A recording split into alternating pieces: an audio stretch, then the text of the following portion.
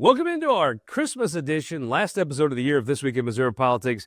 We are joined by the person who was our first guest on the show and has been our guest the last show of the year every year since.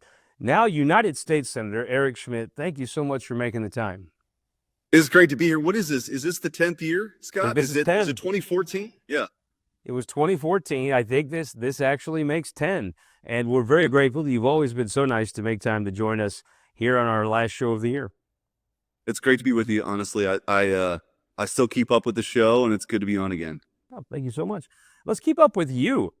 You've been in the United States Senate for 2 years, and now you're best friends with the President of the United States. It's a good time to be Eric Schmitt, isn't it?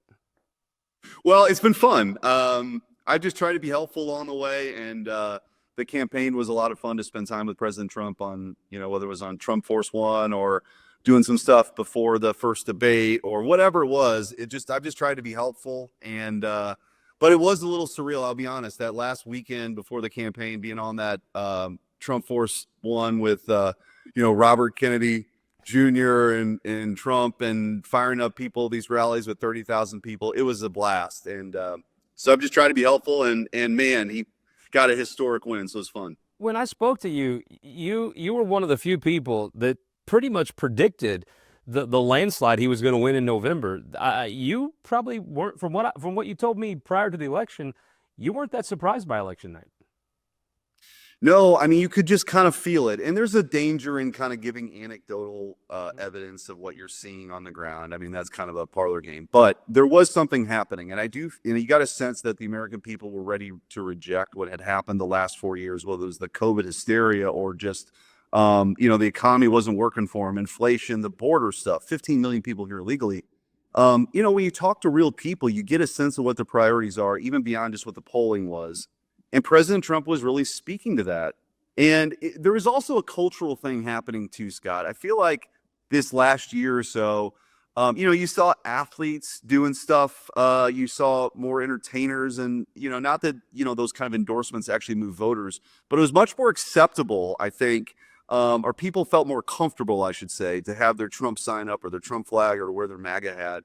And that was a cultural shift that's happened. And now, as you can appreciate, and one of the things, me, where I grew up in Bridgeton, to have a Republican Party now that is this sort of broad coalition, a working class party, it's a real opportunity, and I feel very much at home. It is interesting. As somebody that's got to follow your career pretty much from the beginning, pretty much the policies you discussed when you ran for the Missouri State Senate in 2008, I don't know if that's where the party was in 2008, but really the Republican parties pretty much came full circle pretty much to where you started your political career.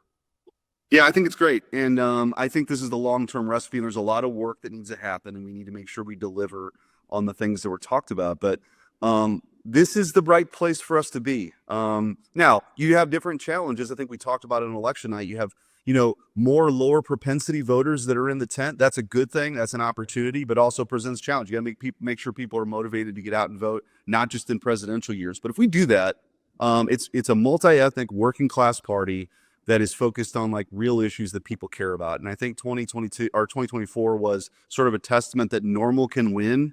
This is part of the problem I think Democrats have, even in Missouri. The party's just gotten so radical that it just doesn't speak to like where people are at in their real lives. I mean, those people are working hard. They get their kids to school. They go to work.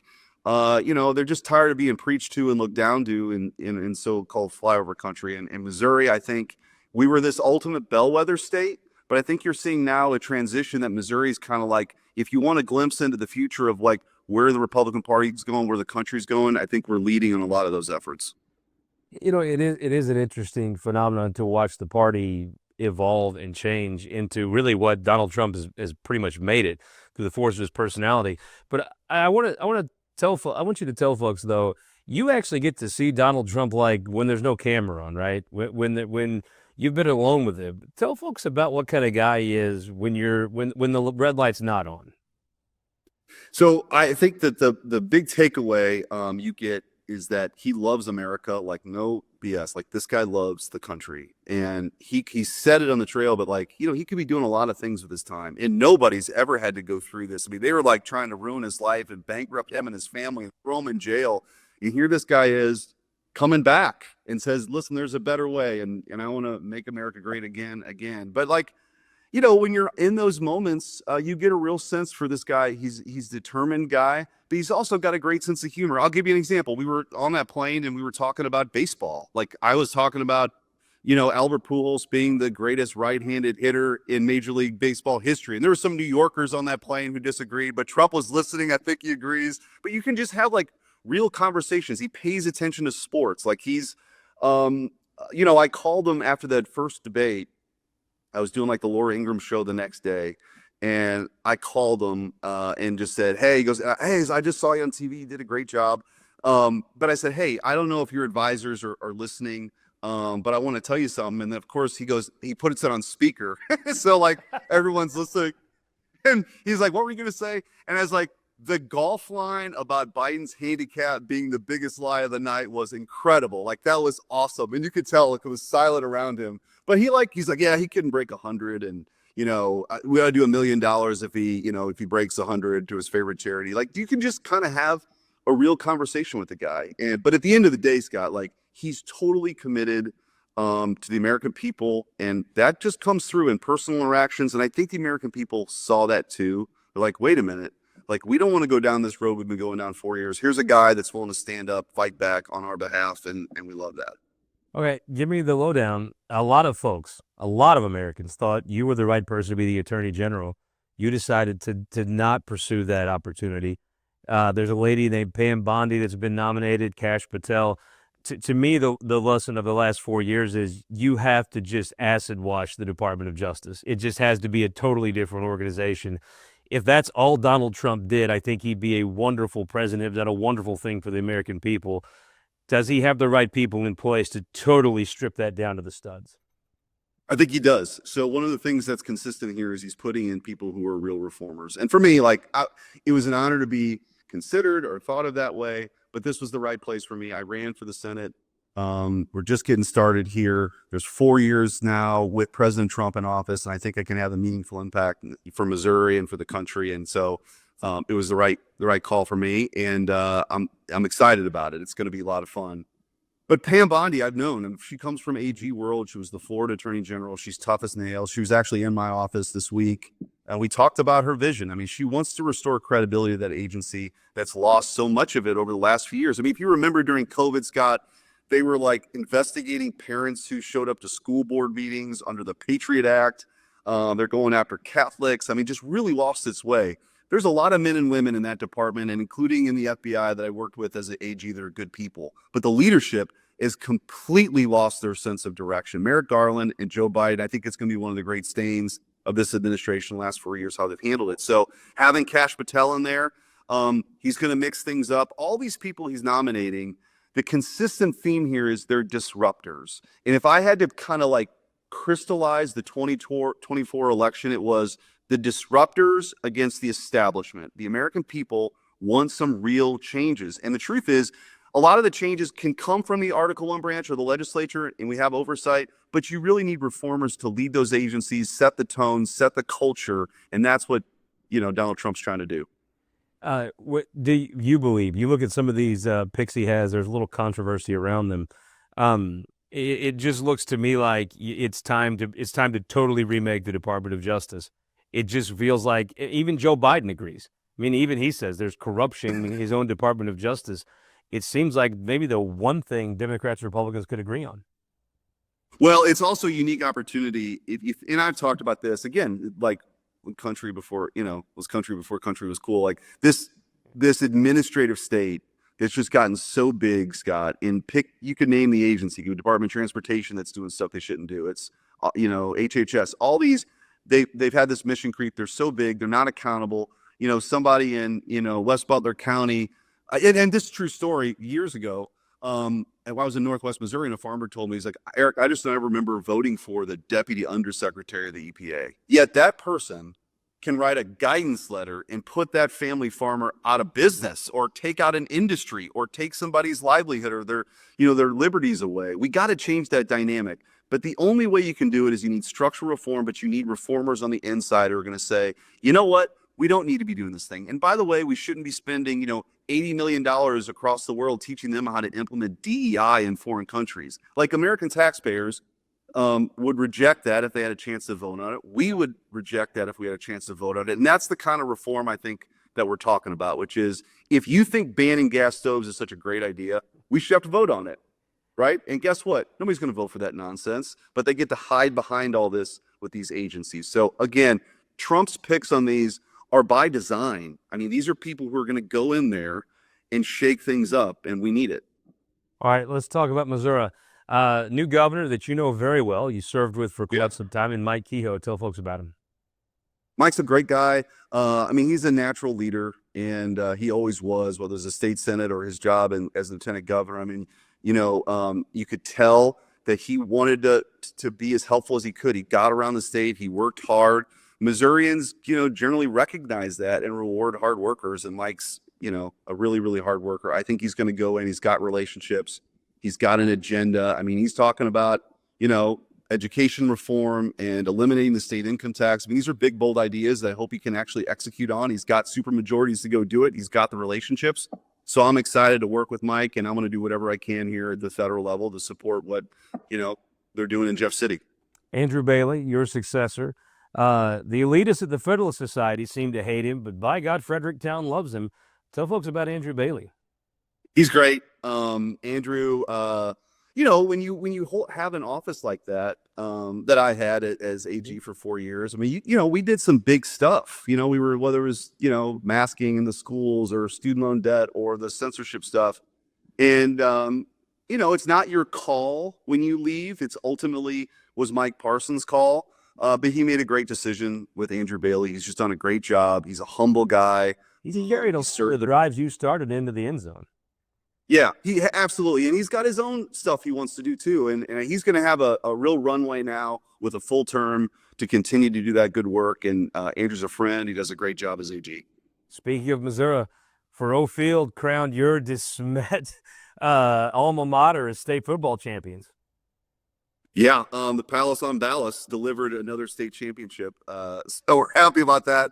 I'm proud of the I had a great experience at that school. The Jesuits really I like to say they redirected my energy. So I'm very very, very thankful for De Smet in my life, and played some sports there. And to see them win was fun. But they weren't the only state champion. Gussie and Millie's school, yeah. Blair Oaks Falcons, took home the 3A state championship. I saw that. Yeah. Gussie's a good luck charm. I mean, they're just going to be dominant now that you guys are, Don't let that. 3 years they've won the state title. Is that right? The kids have been there 3 years. 2 of them they've won the state title. Yeah, when I was in high school, played a lot of sports, did not win a state championship. And for those kids to be able to experience that, I just think sports are such an important part of figuring out how you work with people and teamwork. And you also realize that it doesn't matter what color or religion or whatever somebody on your team you're on the same team and you want to win. And there's a lot of life lessons in that, which is why honestly I get so fired up about some of these divisive policies like DEI, which their sole purpose is to kind of divide the room by those immutable characteristics. In sports is something that really kind of brings people together. It's been amazing to see. You did start off talking about DEI. I thought, well, that doesn't happen. And it comes to find out, we found an entire department rotten with it in the state of Missouri. I mean, it's going to take Kehoe probably the better part of a year just to get rid of the folks and bring in folks that don't have that left-wing ideology. Well, my hope is that we're coming out of the last 4 years, we're going to be in a post-woke world where the fever has finally broken on this nonsense. And I think during COVID, it was at its peak, its zenith. Of course, you couldn't go outside unless you were going to, protest with Black Lives Matter. Then COVID didn't really exist. And so people started to see the hypocrisy, all this. They saw the political agenda. They wanted out of our schools. They wanted out of the workplace and get back to this ultimate meritocracy where the things that bring us together are, the American idea that we can achieve and that, we believe in certain ideas. And really what it is this cultural Marxism hell-bent on dividing people. It's wrong. And before I let you go, I understand you have the real MVP of Team Schmitt in the office today. Is Jamie there? Yeah, so coincidence, Jamie is in Washington this week with me. Jamie, would you like to? Jamie's going to say hi here. Merry Christmas, Mrs. Schmitt. Thank you so much. Merry Christmas. Happy New Year. Are you ready? So yeah, for we're Christmas? having a great time in DC, and you know, Jamie's the boss. So There's no question. You are a very lucky man. Eric, thank you so much for making the time. We really appreciate it. anytime, brother. That was United States Senator Eric Schmitt, who joins us the last show of the year every year. We'll be right back with our last opinion maker panel featuring Jack Cardetti after this. For more than a century, the St. Louis Carpenters Union has shaped our communities. Through trusted alliances, we deliver skilled professional craftspeople while our business partners provide the kind of quality jobs that keep our economy humming. It's a blueprint that has worked since 1882. Turning Missouri into a right-to-work state stalls progress, wipes out jobs, and kills momentum. Right to work is wrong for everyone. Let's keep Missouri moving forward. Visit carpdc.org to learn more. You know, Missouri farmers have been doing what's best for their land for generations. After all, no one knows what it takes to feed and fuel a growing global population better than they do. So why are trial lawyers threatening Missouri farmers' best defense against weeds? Our farmers don't need to be controlled. They need to be supported. Keep glyphosate in our state. Show your support at TakeControlMissouri.com. Paid for by Modern Ag Alliance in support of Missouri farmers. Data captured by our state-of-the-art monitors helps us pinpoint the timing and location of severe weather more accurately and respond to trouble more quickly.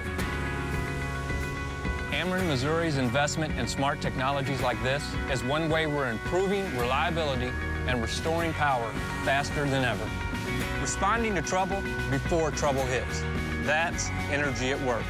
Ameren, Missouri.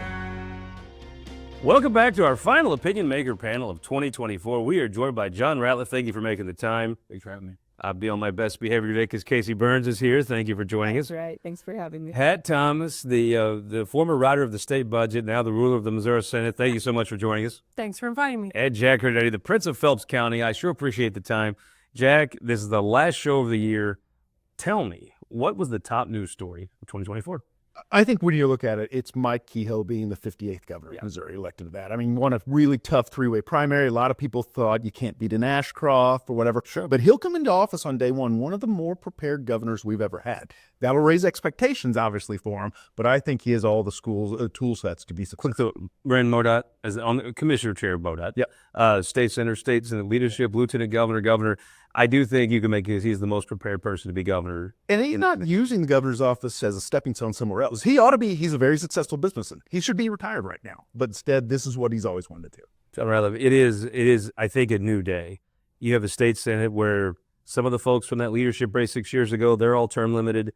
You have a new speaker in John Patterson. You have Cindy O'Laughlin, a get it done type of Kehoe person. I think if you're a Republican, you might be more winning and less whining. Or is that too optimistic?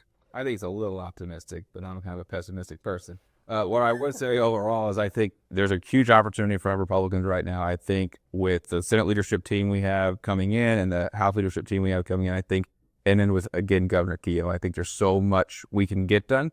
The question is, with the Democratic minority that's been kind of so destroyed, what are they going to try to do with their new leadership? And then what will Republicans, we put ourselves first and get things done, or we continue to infight and cause a lot of problems? Casey, I do think it is a different time in Missouri. I mean, Mike Parson inherited just a mess. The city slickers left the place just covered in scum. Took him a while to clean that up, get the state back on a good track. Mike Kehoe does get to inherit a far better situation than Mike Parson did. Mike Kehoe gets to inherit a better situation, and he has formed allies that are running the legislative branch. Cindy O'Laughlin is going to be the first female pro tem of the Missouri Senate, and she and Mike get along great. And if anyone can get the Senate in line, I think it's Cindy and Pat. So, but Pat, I do think you've known Mike Kehoe a very long time. You've been his constituent for a long time. I do think there is an air of optimism and high expectations coming in with his administration. 100%. And before I did that, I bought cars from Mike Kehoe. But I also think that the Kehoe team is ready. They're seasoned. They've been paying attention to everything that the Parson team had on its plate. Parson did a fabulous job. He picked the right people. They followed up. Vivek Malik, great example. took what Parsons saw and went out and ran a tough race and managed to win and is coming back. You're getting a lot of good seasoned people in these statewide offices. That's going to help. What's the top story of 2024? I think HRCC maintaining the majority, or we maintaining with 0 losses in our seats. I think it's huge. You kind of going into it with the millions and millions and millions of dollars that were actually spent on A3 and what the impact that could have been. You know, I said on your show a few months ago that I think Democrats have a loser mentality, and I think we saw that 100% just play out in this election. They had great opportunities, but Casey and Hannah and the rest of the HRCC team were able to outraise and outwork the Democrats in such a way that I've never seen. I really thought we were going to come in and potentially lose the veto-proof majority, and we maintained 100%, and I think that's credit due to Hannah and Casey and the rest of the HRCC. You used to tell me the presidential year is good for Democrats. Is it still? Oh, I think it balances it out. So, you know, when you look at races, and it used to be in Boone County and other places, it kind of, whatever the partisan lean at the moment just kind of goes away and just shows up. It's a best opportunity, whereas 2026 should, in all intents and purposes, be a bad year for Republicans, just like 2014 in reverse was the last time we kind of had this dichotomy. Will be set up that it was a great year for Republicans. We took, for the first time ever, the veto-proof majority, or the highest majority we ever had at 118 seats. We'll see what it looks like come 2026. Casey, you were part of that winning team. It is amazing with all those, what you thought would be headwinds, that you came back with all your exact number of seats you went in with. I mean, we talk often when I'm here about how the money matters, and the credit goes to John Patterson, Speaker Designee. Anytime we talked 3 or 4 times a week, he was always traveling, not just the state, but the country, raising money for the caucus. And we had the second most fundraising dollars that the caucus committee has ever seen in history. That it was. I mean, I've seen these things happen. Having 111 is amazing. Keeping 111 in a presidential year, what the hell of a night. Well, I was there when we were just trying for 82, so every time they talk about anything higher than 82 is great. I think they have become a well-oiled machine down in the House, and the way they approach things as business every day. And I think that Republicans in the state should appreciate that and know that there are people watching those dollars and making sure that when it came down to it, Hannah and Casey and John and the team knew exactly what district needed the money and needed the resources of people and manpower and door knocking that was backed up by the state party and the 150,000 doors they knocked this year. They knew where to put those resources and the timing with which to hit them. And the timing, Jack, I think is what makes a difference a lot of times. Well, is a presidential year still an advantage for Democrats? It is. It is an advantage. Now, the thing that was so different this year is for the first time we had early voting, right? And so its timing is so much different. In Missouri, we've always expected people were going to vote on a certain day or whatever, and you kind of worked backwards from there, whatever. Early voting has thrown a little kink in that. That will be different. People like Jonathan will have to figure that out here because it does change fundamentally, change some of that campaign landscape. Is that timing she talked about? Right? Absolutely. Biggest story of the year. I think the biggest story of the year, I'm going to go back to Cindy O'Loughlin, first female pro tem of the Senate, a Republican. She's got the best chief of staff that she could possibly have landed with Pat Thomas. And I wouldn't want to be those guys in the Senate causing a ruckus, knowing you've got to answer to them. I thought she was going to say not dumping me for a year. Well, what do you think? It does feel like there's a potential for a bit different Senate. Now, I'm not one that thinks passing more bills or laws is necessarily a good thing, but I do think there could be some return to normalcy maybe.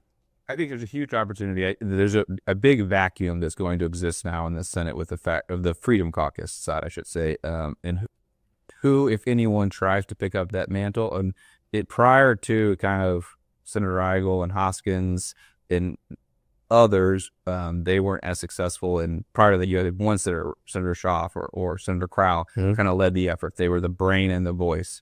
I think Eigel was the brain and others were the voice, and I don't know who's going to be the brain of that caucus now. You serve in this Senate, you know it better than anybody else.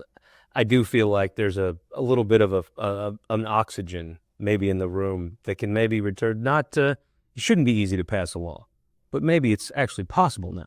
Well, I think that we have a lot of conservatives in the Senate, and I think they're conservative on different issues, and I think they're going to each get a different time to tell what they're conservative on. Relationships matter in the Senate, and those have been pushed around for several years, and I think you're going to see those relationships come back to normalcy and matter to people, and I think you're going to see a lot of work in the committee process. Jack, are people going to like it if the Missouri Senate starts passing a bunch of bills? I'm not sure that's actually what conservatives ran on, by the way. But I do think you have some fresh blood in the Democratic caucus over there. New leader in Doug Beck's great. And then the two freshmen that are coming in, Weber and Maggie, are really going to be a nice addition to that caucus. So Patty. And Patty. So I think this is, I always forget about the ones that just won the primary. Yeah. So, but I do think they're well positioned to have some fresh blood there, some good ideas, and to be the minority party over there that has to push back and force compromise. We think they'll have to filibuster and not just. I always tease Brian Williams. You've just got to sit in your office while the Republicans fight. You haven't had to go do the things Ken Jacob had to do back in the day. Yeah, I think you'll see them on their feet a little bit more than in the past couple. It'll be interesting. All right, year end. Who won the week, Pat? Billy Long. And you know what I expect? I think he is going to make all of those federal employees who are past due on their taxes pay their taxes, and Missourians are going to applaud. It almost feels like the person running the most evil empire in all of government may be a business person and not a bureaucrat. So I think that may be a very good thing. Yep. And maybe if they do poor enough job, let's auction the place off. Pick who won the week. The University of Missouri has done a great last 12 months. If you look at everything from the football field to enrollment and all that stuff, it's a very changing landscape with NIL, however. Robin Winokur, our friend, just got done having a year as the chair of the curators. Nobody did a better job in a bigger transition year. Having Caleb Rowden helps there, and having Stephen Weber the next 8 years will help as well. Curtis Gregory. Absolutely. Let me ask you this, though. You and I have been in politics roughly the same amount of time. From my professional experience, this is the golden age of Mizzou. I don't think it's ever been as respected in the classroom, the AAU, on the athletic field, in the legislature, and in the state. It's a point of pride. I don't remember a better time for the university. Yeah, and I think one of the reasons is President Choi there realizes that, a rising tide lifts all ships. So they're not fighting against other universities in Missouri. They're fighting for the universities, and I think that's important. One week. I'm going to say Speaker Designee John Patterson. I mean, the majority of our conversations today have been about his success leading the caucus, and I'm really looking forward to his leadership come January. It's been a little funny to me. I do a lot of radio shows, and I've encouraged these radio hosts. There's a person running against him, I represent Sparks St. Louis. I was like, Anderson Cooper and Rachel Maddow looked shocked on election night. They didn't know anybody that was voting for Trump, and he won in a landslide. You should be careful thinking this is going to be a race. When they get 3 votes, you look ridiculous. Who won the week? I'm going to say Speaker Dean Plucker. He served at 9 years, one of the longest one coming in a special election. He served great. Just recently it came out that he has survived the bureaucratic attempt to overthrow him and all the swamp. They did their best, and he came out on top. Cole County Circuit says so, and so I'm really excited for him. He's done a great job for our state and for our caucus, and he'll be missed. If you want the definition of totally exonerated, look at the House committee in this lawsuit, and truthfully, it is interesting. I don't think the headlines will be nearly as big about totally exonerated than they were about the litany of bureaucratic complaints. I am going to say the Blair Oaks Falcons winning another state championship. Here is the Turbo Ted LePage and one of the absolute best school districts in the state of Missouri winning another state title for Cole County. We hope you'll join us next week when we bring a special documentary that Congressman Alford here on This Week in Missouri Politics. This Week in Missouri Politics is sponsored by the Missouri Automobile Dealers Association, Ameren, Spire, the United Electric Cooperative, and the Missouri Association of Career Fire Protection Districts.